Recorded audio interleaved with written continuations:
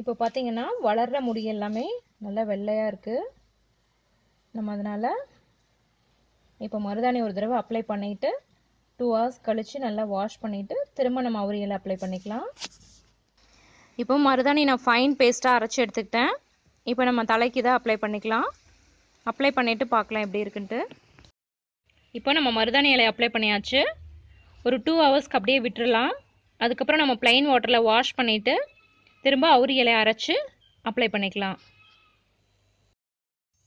இப்போ மருதாணி அப்ளை பண்ணிவிட்டு வாஷ் பண்ணியாச்சு. பார்த்தீங்கன்னா ஹேர் எல்லாம் நல்லா ப்ரௌன் ஆயிடுச்சு. இப்போ நம்ம அவுரி இலை அப்ளை பண்ணிக்கலாம். இப்போ நம்ம அவுரி இலை அப்ளை பண்ணியாச்சு. இப்போ ஃபஸ்ட் டைம் நம்ம வந்து மருதாணி போட்டதுக்கப்புறம் நான் அவுரி இலை அப்ளை பண்ணியிருக்கேன். ஒரு அரை மணி நேரம் அப்படியே விட்டுறலாம்.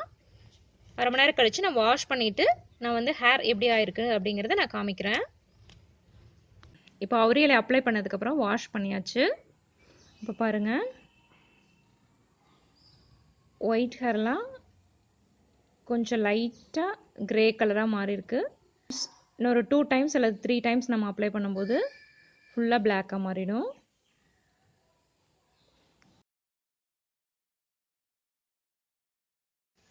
இப்போ பார்த்தீங்கன்னா நான் மறுபடியும் அவுரி இலை அப்ளை பண்ணியிருக்கேன். இது ஒரு அரை மணி நேரம் வச்சு நம்ம வாஷ் பண்ணிக்கலாம். வாஷ் பண்ணதுக்கப்புறம் நான் காமிக்கிறேன்.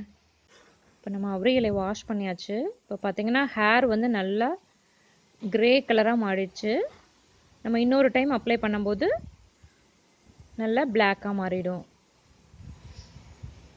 நீங்களும் இதை ட்ரை பண்ணி பாருங்கள். இந்த வீடியோ உங்களுக்கு பிடிச்சிருந்தா லைக் பண்ணுங்கள், உங்கள் ஃப்ரெண்ட்ஸுக்கு ஷேர் பண்ணுங்கள். மறக்காமல் நம்ம சேனலை சப்ஸ்கிரைப் பண்ணுங்கள். கூடவே பக்கத்தில் இருக்கிற பெல் பட்டனையும் ப்ரெஸ் பண்ணுங்கள். தேங்க்யூ.